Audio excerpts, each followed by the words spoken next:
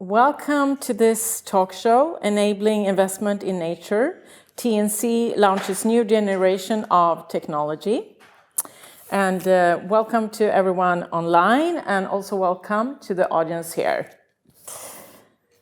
Dear attendees of the World Water Week, we want to use this opportunity to talk about water and technology, specifically how technology has the ability to transform how we use, conserve, manage, and engage each other around water resource issues.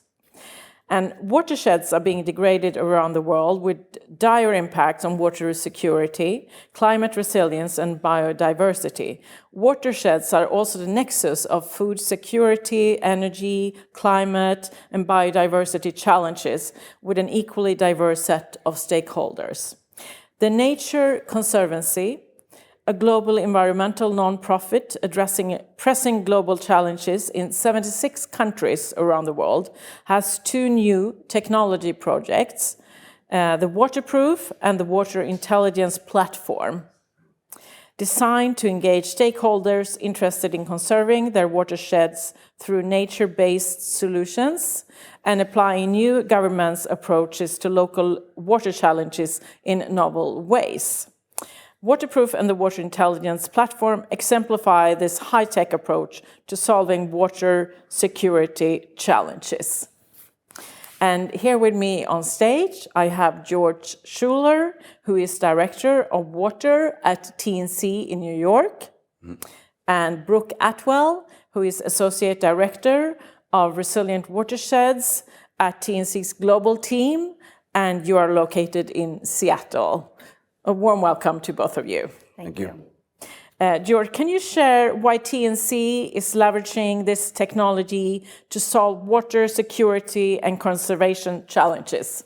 I think there are a few reasons. I think one of the reasons is the exploratory studies, the fundamental work you need to do to get the data so that you can make decisions and model outcomes is really, there's a high barrier to entry. It's expensive to do. It takes time to do. Finding the right experts to be able to do that work in and itself is really costly and time consuming. Technology reduces that so that you can model things and make it very easy and accessible to average non-technical stakeholders. I think the other reason is that technology presents the ability to bring stakeholders together. Groups that are very fragmented, have very little ability to talk or convene, share data, work and plan towards outcomes on a continuing basis. Technology can fix that because they can all go to a central place and have common exchanges that are stored, and they can build on them over time. Interesting. Brooke, could you tell me a little bit more? If someone is interested in exploring nature-based solutions, where should they start? Yeah, I would start by getting the stakeholders that you need together, and I would start by sort of examining, could nature-based solutions really make a tangible impact on the challenges that we're seeing in the basin, whether those are biodiversity, climate mitigation, adaptation, maybe socioeconomic, and then of course the reason why we're all here, water security.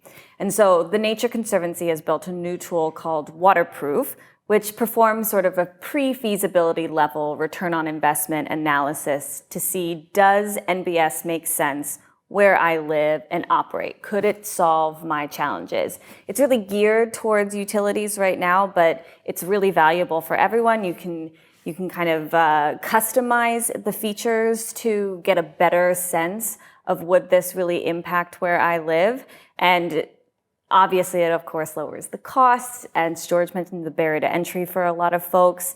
It automates it online using RIOS and InVEST, so anyone can go on and generate a report for themselves. And really something that used to take 3 to 4 months and $30,000 to $40,000 takes 15 minutes, and it's completely free for you. Wow, that's a big change. Yeah, really. And George, you want to add something here? Yeah, the Water Intelligence Platform. What we found is that stakeholders don't have a common place to come together, to engage each other, begin building trust, visualize and share information, begin collaborating and find solutions to their water resource challenges. And the Water Intelligence Platform is built to do exactly that, so that there is a place that they always have, they can connect with their peers or their teammates and others who might be facing the same problems and begin building those important relationships that will help them find solutions or at least organize themselves so they can take advantage of things like waterproof and begin to understand where they should intervene on the landscape. And could you also tell me of a case where these tools have been employed to achieve water security outcomes? Let's start with you, George. So the Water Intelligence Platform is brand new. It was just launched earlier this year. But already the New York State Department of Environmental Conservation, which is facing significant water quality problems across New York, has looked at it as a way to bring together stakeholders from the private sector, from government municipalities, to develop what they call 9-element plans. And essentially in New York, these are plans that prevent water pollution. So they see this as a mechanism to do exactly what I described, convene stakeholders towards a constructive outcome of water quality plans. Very interesting. And you, Brooke? Yeah, we're starting to work in India more closely, specifically in Maharashtra state in the Gode River Basin. And I think that waterproof is really great for areas where maybe there's not a lot of data available. You know, New York's a really data-rich area. They're historically really great at monitoring and evaluating. But there are some areas where maybe we just don't have as much information because people haven't been monitoring and seeing what's going on in the ground. And that's where I think waterproof is really helpful. So we performed a return on investment for the Gode River Basin, and it allowed us to see, you know, over multiple time frames, you know, different dollar amounts that we might be investing and kind of play with the ranges so we could see what is that lower bound and upper bound of return on investment against a whole host of outcomes, including, you know, water security, climate, nitrogen, phosphorus. And so you really kind of get a holistic picture, and then that would enable us to say, okay, it makes sense. Let's delve into this a little bit further. Let's start building our own model that's really specific to the basin so we can see, yes, reforestation goes here, ag BMPs go here, maybe where does it make sense for gray infrastructure to come in and green kind of complements and adds resiliency to those investments. So that's really where we're kind of using waterproof in real life. Oh, great.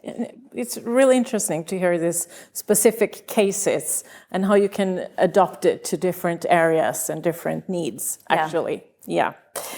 So for those who listen here today or are viewing this, could you tell me, are there opportunities to get support for using these tools? Let's start with you, Brooke. Yeah, so for waterproof, we have really taken the user into account. We've set up a team that can help users interface with the tool, maybe learn about how they might customize it so that it better fits their data and reflects the reality in their life.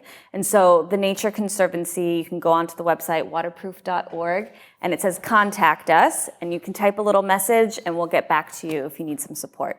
Great.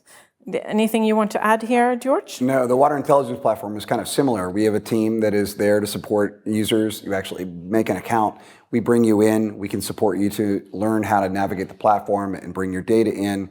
And again, waterintelligenceplatform.org, and it says contact us, and an email will go to us, and we'll engage you. Perfect. So which stakeholders need to be involved to ensure successful application of these tools? What do you say, Brooke? Yeah, I would try and bring in, you always need a local champion, the local sponsor of the Watershed Investment Program. This should be somebody who understands the stakeholder landscape in the basin, is really kind of invested into bringing the project through start to finish, and can have a general knowledge to understand whether or not waterproof is actually showing them something that makes sense in their context. So depending then on the stakeholders, maybe the large water users in the basin, waterproof's really designed well for utilities or for maybe corporations who are using, those bulk water users.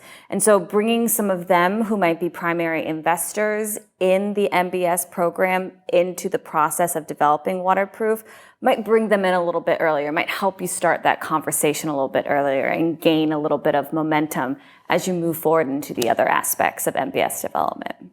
Interesting. Do you want to add something, George? Yeah, I think that the same idea of having important leaders in stakeholder groups are the ones that really lead you into these platforms. And so our program has developed a water leader training program. And it's those key nodes of people who are respected and looked up to that really galvanize a team or community are usually the ones that kind of bring them to the platform and begin those discussions that are really critical to doing so. Great. And before we run out of time, do you have like a last minute message you want to give to those listening today? Yeah, I mean, I'll start, George, and then maybe you can compliment. I would say that MBS projects in general, they can be complex, they can be complicated because they bring a multitude of benefits along with them. When you have a lot of benefits, you have a lot of stakeholders who are interested in kind of providing their input and hopefully realizing some of those benefits for their own constituents.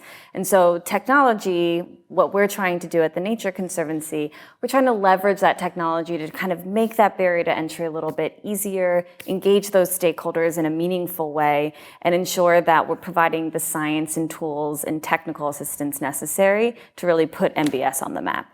Great, thank you. And George? Yeah, I think technology gives a way to democratize so much of what has been only available to those with the technical know-how or the means to access a political process. But using things like Waterproof or the Water Intelligence Platform, it really creates a table where more stakeholders can take a seat and have a voice in the decision-making process. Well said. Well, thank you so much. It's been very interesting to hear what you have to say about these new technologies. Thank you. Thank you. Thank you for listening.